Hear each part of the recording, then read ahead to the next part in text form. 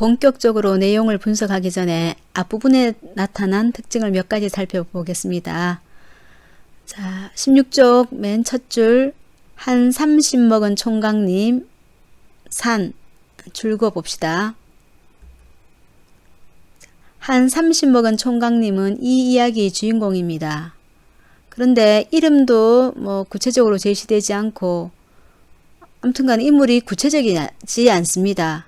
그리고 이 인물은 신도 아니고 영웅도 위인도 아닌 일상적인 인간이죠. 산 역시 막연히 산이라고 할 뿐 구체적이지 않습니다. 이게 바로 민담의 특징입니다. 여러분도 이런 민담의 특징을 책에 적어 보세요. 장소와 인물이 구체적이지 않고 주인공이 일상적인 인간이다.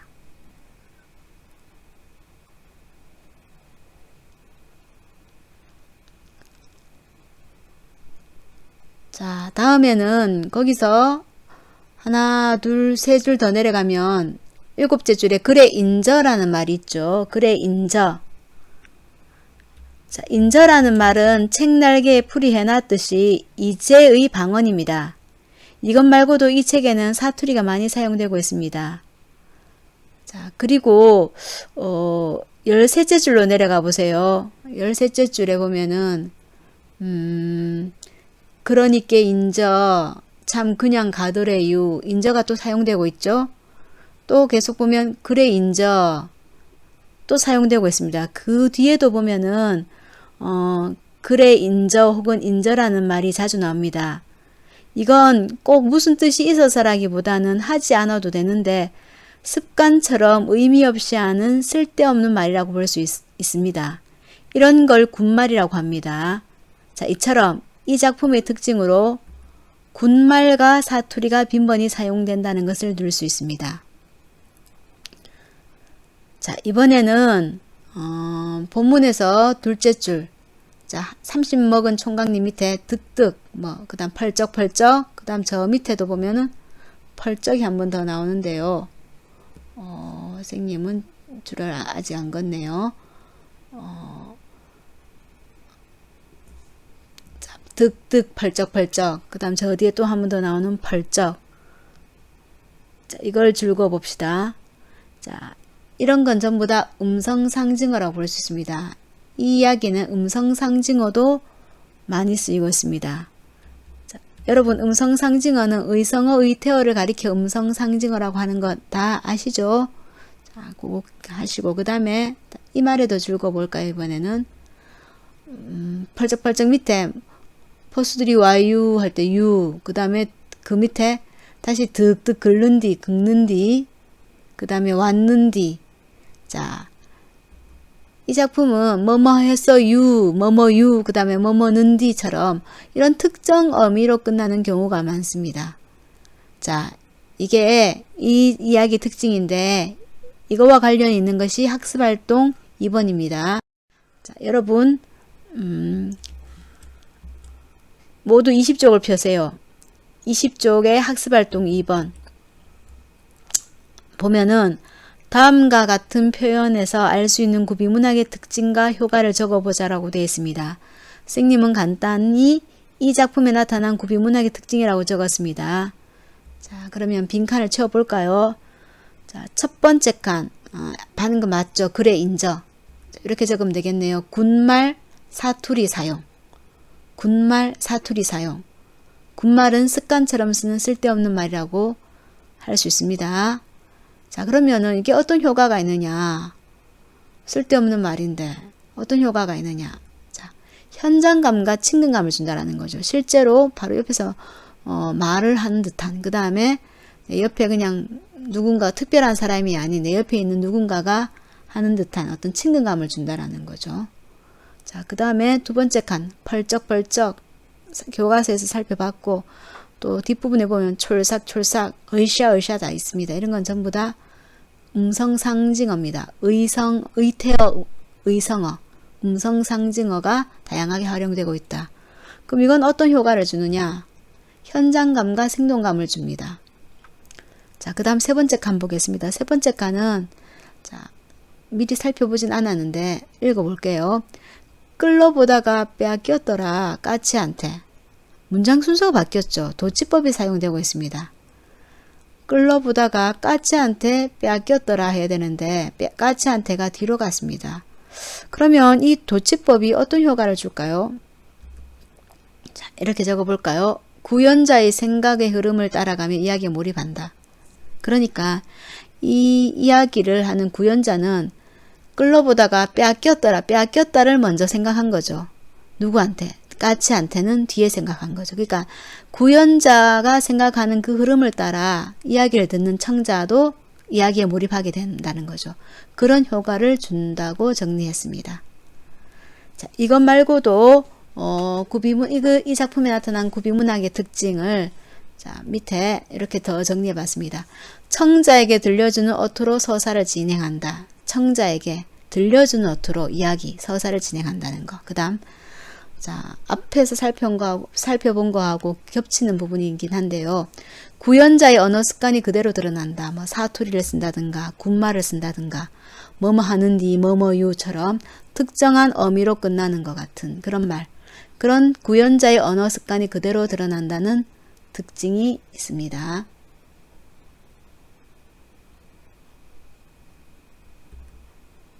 자, 그리고 뒷부분에 가면 많이 나오는데 이 밖에 여기에 사투리가 많이 사용되고 있다 했는데 사투리가 어떤 것들이 나오냐면요. 책날개에 뜻풀이가 다 되어 있습니다. 뭐 인저, 이제, 뭐 둔벙, 웅덩이란 둔벙, 그 다음에 운정, 일부러라는 뜻, 그 다음 목행이, 골목, 가이, 개, 뭐뭐 했어 유도 특정 사투리의 어미라고 할 수 있겠죠. 이런 사투리가 있다라는 거 참고로 알아두기 바랍니다. 자, 그 다음에 다양한 음성 상징어로는 뭐 득득 펄쩍펄쩍 살펴봤고요. 쓱 살펴봤고 촐싹촐싹 슬슬 어이샤 이런 것들이 있다라고 정리할 수 있겠습니다.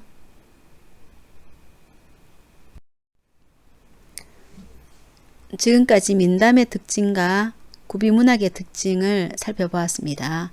자, 이번에는 내용을 살펴보겠습니다. 구성 단계별로 전체 내용을 정리해 봤습니다. 맨 처음 나무꾼이 포수에게 쫓기는 토끼를 구해주죠. 토끼는 은혜를 갚습니다. 나무꾼이 아직 장가를 못 든 걸 알고는 하늘에서 내려온 선녀의 허리띠를 뺏어서 장가 들게끔 해주죠. 그죠? 뭐 좋은 방법은 아니라고 할 수 있지만 아무튼 토끼는 나름 은혜를 갚습니다. 자, 그렇게 해서 전개 부분 나무꾼과 선녀가 혼인을 하죠. 그래서 나무꾼과 선녀의 1차 결연, 인연을 맺게 됩니다. 그런데 자, 그 다음 위기 부분 들어가 보면은 토끼가 분명히 아들 넷을 낳을 때까지 허리띠를 주지 말라고 했는데 그 금기를 어기게 됩니다. 그래서 결국 나무꾼은 가족과 이별하게 되죠. 선녀가 아들 셋을 데리고 하늘로 올라가 버리면서 1차 결별을 하게 됩니다. 자, 그런데 다행히 또 토끼가 또 은혜를 갚습니다. 두 번째 보은이라고 할 수 있겠죠. 하늘로 올라가는 두레박을 가르쳐 줍니다. 자, 그래서 절정 부분 두레박을 타고 올라간 나무꾼은 선녀와 아들들을 만나서 가족과 상봉하게 됩니다. 두 번째도 다시 인연이 맺어지는 거죠. 2차 결연이라고 정리해 봤습니다. 그러나 천상에 올라갔지만 지상계의 인물인 나무꾼이 쉽게 그 천상계에서 살 수가 없습니다. 처남이 시험을 하죠. 시험을 하게 되는데 첫 번째 시험이 뭐였냐면은 이렇게 아침밥을 먹기 전에 처남 내외를 찾아야 한다는 거. 그 다음에 또 하나의 과제는 처남이 쏜 화살을 찾아와야 한다는 것.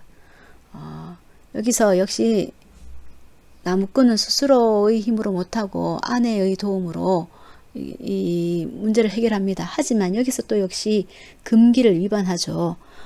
분명히 까치에게 보여주지 말라고 했는데 까치에게 끌러보다가 까치에게 빼앗기게 됩니다. 이 화살을.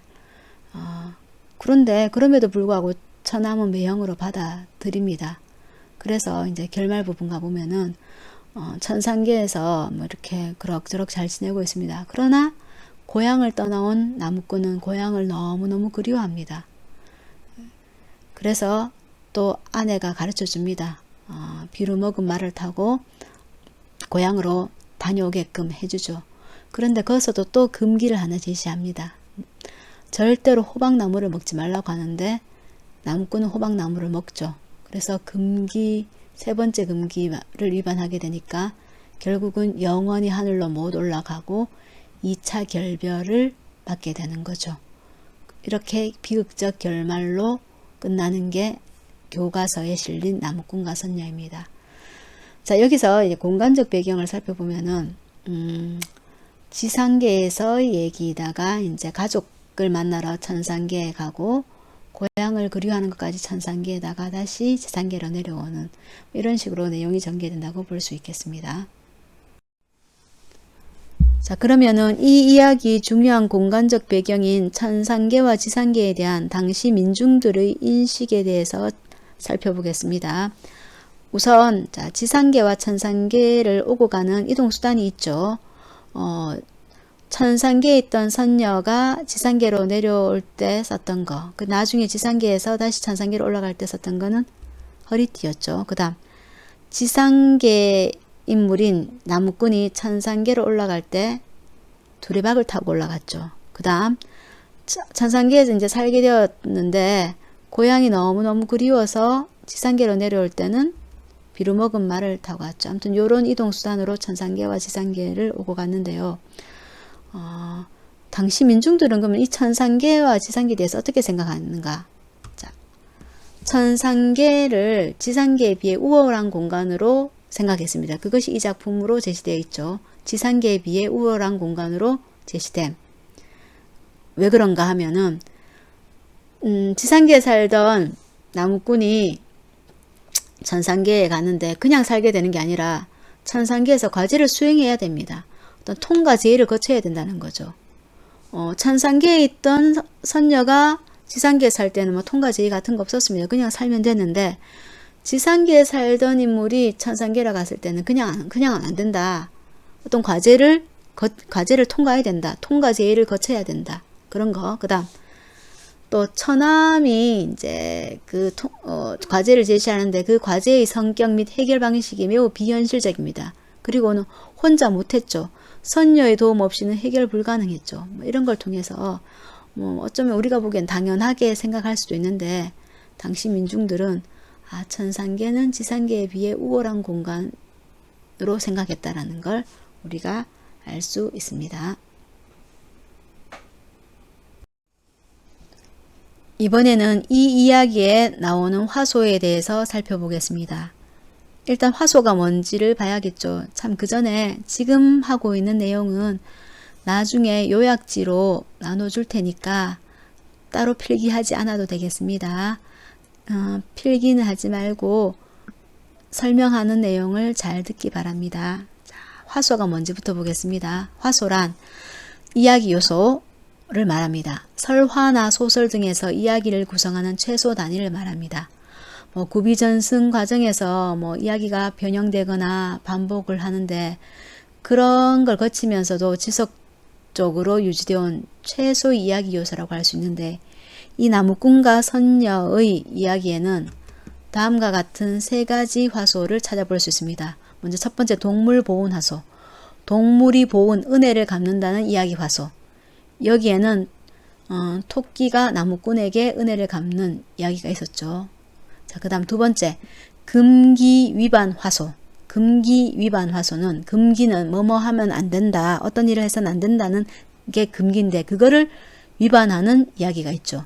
여기 나무꾼이 뭐뭐 해서는 안 된다고 한 세 가지를 얘기하죠. 그죠? 그런데 그 세 가지를 다 어깁니다. 그런 이야기 화소가 있고 그 다음 세 번째 적강화소라고 되어 있습니다. 적강이라는 것은 천상계 인물이 지상계로 내려온다라는 천상계 인물이 지상으로 내려오는 그런 이야기가 있다라는 거죠. 우리 고전 소설에 보면 그런 얘기가 많죠. 천상계 인물이 지상으로 내려오는 이야기, 구몽에서도 그렇고 그 다음에 단군신화, 여러분이 이번에도 배웠지 싶은데 단군신화도 천상계의 인물이 지상으로 내려오죠. 그죠?